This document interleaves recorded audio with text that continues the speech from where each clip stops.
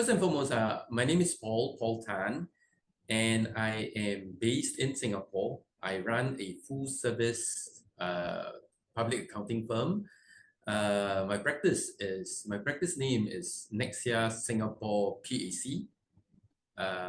And as I've mentioned, we run a comprehensive or full-service public accounting firm where obviously our mainstay would be audit, assurance, taxation, advisory, and obviously the TRI, the restructuring and the insolvency practice as well. I would like to talk about this company that was fairly recent actually, okay, that went into a court winding up. The business that they were in was commodities and it's agricultural slanted commodities where they are talking about grains, rice that they are trading in between India, Dubai, Singapore. This company that we were appointed by the court as liquidators are obviously the one that is based in Singapore. Yes, and when they go into liquidation, they were already in business for a good 8 years in business.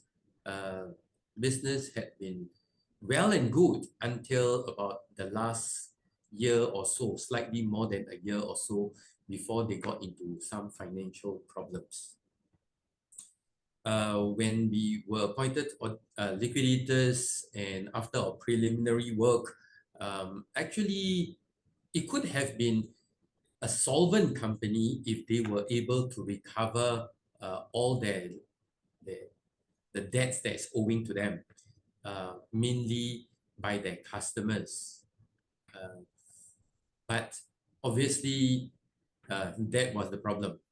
It was Dubai-based, mainly Dubai-based customers, and they have defaulted and they have nowhere. Even as liquidators, we weren't able to locate them.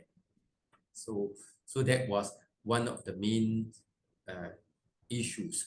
But when we dig deeper and we ask for proof of debts from all the creditors, when the proof of debt came in, we realized that there were some that were not recorded in the books. And when we went down several levels and upon scrutiny, we realized that this was a typical case of probably double financing or multiple financing issues as well. That's why there were some unknown liabilities of creditors actually not recorded. So that was the issue. But how it was concluded for that particular liquidation engagement was the company didn't have enough funds to pursue much of the allegations or the wrongdoings, and we had to call for a creditors meeting to tell them what's the status, and unless we get some fresh funds from any of the creditors, we would have to call for the closure to the liquidation engagement. And unfortunately for everybody, none of the creditors were willing to throw good money after that. This one is fairly, well, it is a members voluntary liquidation, which means it is solvent. They are able to pay all their liabilities. But it was run by a second or maybe even third generation management. The second and third generation management were already in place. The founders have either since retired or which were founded by three brothers, and two of whom have actually passed on. The other surviving one is already retired and way past his 80s. There were a bit of squabble as usual in the second and third generation.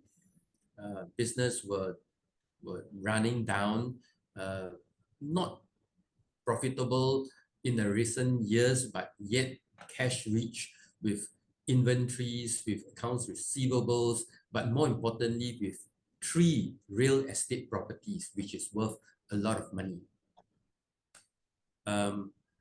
After their own internal discussions, meetings, several of them, they reach out to us as liquidators and say that they have decided more or less to go into liquidation. So we held a first meeting with the shareholders and directors, and it was indeed decided to go into a voluntary liquidation, a members voluntary liquidation. But why I want to mention this one was because of the infighting. They were all very, they were not agreeable to how they should maximize the value of their inventories, whether some of the receivables ought to be written off or legal action ought to be taken. Uh, and more importantly, the three very important real estate properties, how best to maximize it. Should we go into an open auction? Is that the best route? Should we do a closed bid? Should shareholders reach out to their own property agents or contacts for sale?